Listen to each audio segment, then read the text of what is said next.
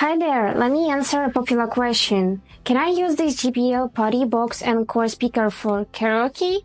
Let's find out. So, absolutely, of course you can use it for karaoke because it's a karaoke-made speaker. You can have your own karaoke party with your JBL PartyBox. Just simply connect your microphone. For this, just click this button and it will automatically connect to the speaker.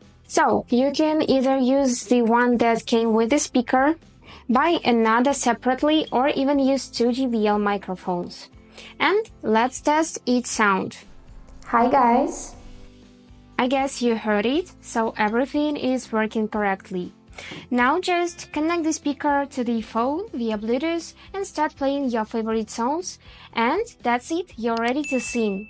It's that simple. So that was all for now. Hope this video was useful for you and thank you so much for watching.